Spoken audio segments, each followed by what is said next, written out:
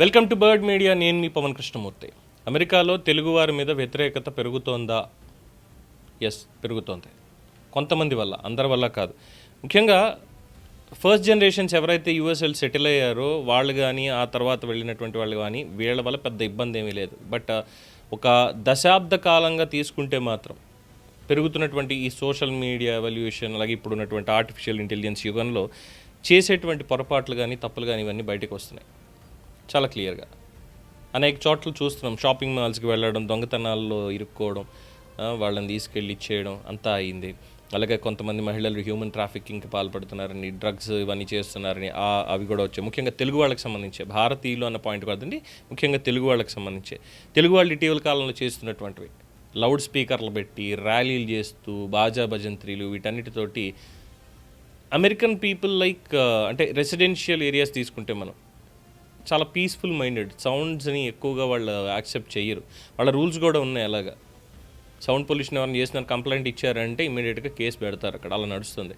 అలాగే కొన్నింటికి చాలా వాల్యూ ఇస్తారు, కొన్నింట్లో వాళ్ళు కూడా తక్కువ తినలేదులేండి. వాళ్ళని ఏం తప్పనడానికి లేదు, కానీ ఏదో మనం వ్యతిరేకిస్తున్నారు అంటే వాళ్ళని మనం వ్యతిరేకిస్తాం.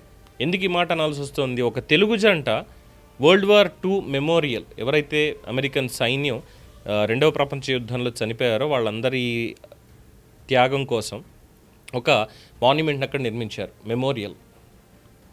వరల్డ్ వార్ II మెమోరియల్ దగ్గరికి అది ఒక విజిటింగ్ ప్లేస్. వెళ్తారు, వెళ్ళి చాలా సైలెంట్గా అక్కడ ఎటువంటి సౌండ్ పొల్యూషన్ లేకుండా, ఏమీ లేకుండా, తప్పుడు పనులు ఏమీ చేయకుండా వెళ్ళి వాళ్ళకి ట్రిబ్యూట్స్ పే చేసి వచ్చేస్తారు.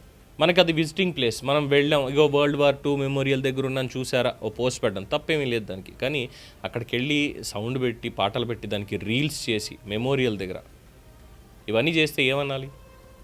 తలతిక్క పనులు కాదా ఇవి?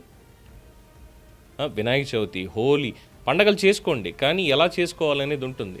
రోమ్లో ఉన్నప్పుడు రోమన్లో ఉండాలి అని చెప్తారు. మనం మాత్రం అక్కడికి వెళ్ళి ఇలాంటి తిక్క పనులు చేసుకుంటూ ఉంటాం. వాళ్ళు తిడుతుంటేనేమో అగో అమెరికన్లకి ఎంత పొగరో చూసారా, అసలు ఇలా అంటున్నారు, జాతి వివక్ష వ్యాఖ్యలు చేసేస్తున్నారు అని అంటాం. మనం చేసే పని బట్టే అంటారు, కానీ ఊరికే పిలిచేది ఎవరు అనరుగా ఎక్సెప్షనల్గా. మనం ఊరుకుంటామా? మన దగ్గరకు వచ్చి మన భద్రాచలంలోనో, మన తిరుమలలోనో, మన కనకదుర్గమ్మ టెంపుల్ దగ్గర, లేదు మన భారతదేశానికి సంబంధించినటువంటి ఈ సందర్శన స్థలాల దగ్గరకు వచ్చి ఆ అమెరికన్స్, విదేశీయులు ఎవరన్నా తిక్క పనులు చేస్తున్నారు అనుకోండి, ఊరుకుంటామా? మనం ఊరుకోం కదా. కానీ మనం మాత్రం అక్కడికి వెళ్ళి చేస్తే ఊరుకోవాలా? వాళ్ళు మన ఏం అనకుండా ఉండాలా? లాస్ట్ టైం కూడా అనుకున్నాం, ఈ ర్యాలీలు, వందలాది కొద్ది ర్యాలీలు, అలాగే సినిమా హీరోల ఫంక్షన్లు, థియేటర్లలో కాగితాలు చిమ్మడాలు, అరవడాలు, సినిమా థియేటర్లో ఇగో బాబు మీరు ఇలా చేస్తున్నారు అన్నటువంటి దాంతో షోలు ఆపేశారు. ఇక మేము సినిమాలు ఇక్కడ ఆడినేమో, మా దాంట్లో ఇక తెలుగు సినిమాలు వెయ్యం, మీరు ఏం చేసుకుంటారో చేసుకోండి అన్నారు మన వాళ్ళు చేసినటువంటి దానికి. అరే వెళ్ళింది యూఎస్ రా, ఇదేమీ అమలాపురం టౌన్ కాదు, లేదంటే ఆత్రేయపురం అంతకుమించి కాదు, లేదంటే కడప సెంటర్ కాదు థియేటర్లో గోలగోలు చేసుకోవడానికి. అమెరికాలో ఉన్నాం మనం. డిగ్నిటీ అనేది ఒకటి మెయింటైన్ చేయాలి, డీసెన్సీ అనేది ఒకటి ఉంటుంది, సివిక్ సెన్స్ అనేది ఉంటుంది బేసిక్గా. ఆ సివిక్ సెన్స్ అనేది మెయింటైన్ చేయాలి అన్నటువంటి ఆలోచన లేకపోతే ఎలా? ముఖ్యంగా ఇప్పుడున్నటువంటి తరంకి పొలిటికల్ ఎఫిలియేషన్స్, లేదంటే ఆ హీరో ఫ్యాన్లు, ఈ హీరో ఫ్యాన్లు, ఫ్యాన్ వార్స్. అక్కడికి వెళ్ళింది పని చేసుకోవడానిక ఇంకోట? పాకిస్తాన్కిను భారతదేశానికి శత్రుత్వం అందరికీ తెలిసిందే. కానీ అదే అమెరికాకు పోతే అక్కడ చదివేటువంటి యూనివర్సిటీల్లోనో, లేదంటే కంపెనీల్లోనో ఇదే పాకిస్తాన్ నుంచి వచ్చిన వాడును, ఇండియా నుంచి వెళ్ళిన వాడు ఇద్దరు ఫ్రెండ్స్ లాగా మూసుకొని పని చేయాలి.